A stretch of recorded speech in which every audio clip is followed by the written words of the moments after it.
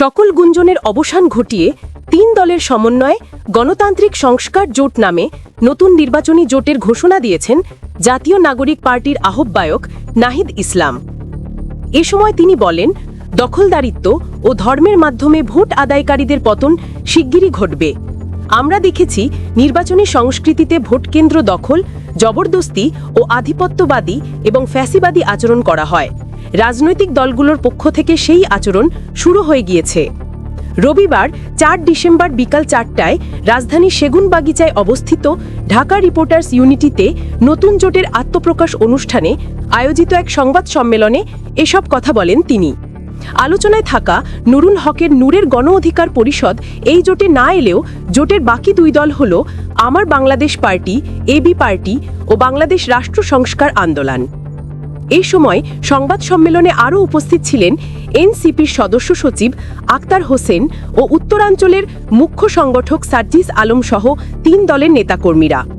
সংবাদ সম্মেলনে নাহিদ ইসলাম বলেন, জুলাই অভ্যুত্থানের অঙ্গীকার রক্ষা এবং নতুন রাজনৈতিক বন্দোবস্ত বিনির্মাণে আগ্রহী দলগুলোর সাথে আলোচনা চলমান রয়েছে। শিগগিরই তারা আমাদের জোটে যুক্ত হতে হবে। এই জোট কেবল নির্বাচনী জোট নয়, রাজনৈতিক জোট। গণ অভ্যুত্থানকে বাঁচিয়ে রাখতে এই জোট কাজ করবে।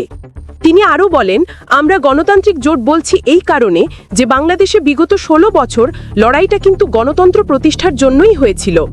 ফলে নির্বাচন কেবল ক্ষমতার পরিবর্তনের জন্য হবে না। এই নির্বাচনটাকে আমরা রাজনৈতিক নির্বাচনে পরিণত করতে চাই। দেশ বদলের জন্য, সংস্কার প্রক্রিয়া বাস্তবায়নের জন্য এবং অর্থনৈতিক মুক্তির যাত্রাকে অব্যাহত রাখার জন্য আমরা এই নির্বাচনে অংশগ্রহণ করতে চাই। আমরা ঐক্যবদ্ধভাবে নির্বাচনে অংশগ্রহণ করব। ঐক্যমত কমিশনে সংস্কারে বাধাগ্রস্ত হয়েছে জানিয়ে নাহিদ ইসলাম বলেন, আমরা দেখেছি ঐক্যমত কমিশনে প্রত্যক্ষ এবং পরোক্ষভাবে নানান শক্তি নানাভাবেই সংস্কারের বিরোধিতা করেছে এবং বাধাগ্রস্ত করার চেষ্টা করেছে। কিন্তু আমরা যারা সংস্কারের পক্ষে, পরিবর্তনের পক্ষে এবং গণ অভ্যুত্থানকে সফল করার জন্য কাজ করে আসছি, তারা ঐক্যবদ্ধ হয়েছি। আমাদের এই ঐক্য প্রক্রিয়া আজকে শুরু হয়েছে এবং এটা চলমান থাকবে। আমরা বাংলাদেশকে পুরাতন রাজনীতির পথে আর ফেরত যেতে দেব না। ৫ আগস্টের পরের বাংলাদেশ এবং আগের বাংলাদেশ এক হবে না। তিনি বলেন, আমরা দেখছি বিভিন্ন দলকে সিটের লোভ দেখিয়ে নানা জোটে নিয়ে যাওয়ার চেষ্টা করা হচ্ছে। বিভিন্ন দল থেকে যেসব প্রস্তাব আসছে সেগুলোকে আমরা সাদরে প্রত্যাখ্যান করি। আমরা মনে করি যারা সংস্কারের পক্ষে, বাংলাদেশকে একটি সার্বভৌম এবং মর্যাদাবান রাষ্ট্র করার পক্ষে লড়াই করেছে, তারা ঐক্যবদ্ধ থাকবে।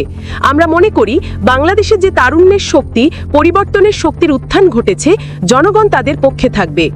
সংবাদ সম্মেলনে জোট থেকে ৩০০ আসনে নির্বাচন করা হবে কিনা জানতে চাইলে নাহিদ ইসলাম বলেন, আমরা অবশ্যই ৩০০ আসনে প্রার্থী ঘোষণা করব। কবে প্রার্থী ঘোষণা করা হবে তা পরবর্তীতে জানিয়ে দেওয়া হবে। সংবাদ সম্মেলনে আমার বাংলাদেশ পার্টির চেয়ারম্যান মুজিবুর রহমান মঞ্জু জোটের মুখপত্রের নাম ঘোষণা করে বলেন, আজ থেকে এই জোটটির মুখপত্র হিসেবে দায়িত্ব পালন করবেন তরুণদের নেতা নাহিদ ইসলাম। তিনি বলেন, অভ্যুত্থানের পর থেকে আমরা অনেক চেষ্টা করেছি রাজনৈতিক দলগুলোকে একত্র করবার জন্য। খুব একটা সফলতা না এলেও আজ থেকে আমরা এক নতুন যাত্রায় নামছি। আমরা অঙ্গীকারবদ্ধ প্রত্যাশা অনুযায়ী এবং জুলাই অভ্যুত্থানের ভিত্তিতে বাংলাদেশকে একটা নতুন রাজনৈতিক দিশা দেওয়ার প্রতিশ্রুতি দিচ্ছি। যারা আমাদের এই যাত্রার সঙ্গী হতে চান তাদের স্বাগত জানাই। রাষ্ট্র সংস্কার আন্দোলনের প্রধান সমন্বয়ক হাসনাত কায়ুম বলেন, অভ্যুত্থানের ভেতর দিয়ে যে সংস্কারের আকাঙ্ক্ষা তৈরি হয়েছে, সেই সংস্কার পূর্ণাঙ্গভাবে নির্ধারিত হবে আগামী জাতীয় নির্বাচনে। কেবল জোটের এই ৩টি সংগঠনই বাংলাদেশের সংস্কারের পক্ষে শক্তি নয়। আমরা বিশ্বাস করি বর্তমানে বাংলাদেশে যারা রাজনীতি করেন তারা প্রত্যেকেই সংস্কারের আকাঙ্ক্ষাকে ধারণ করেন।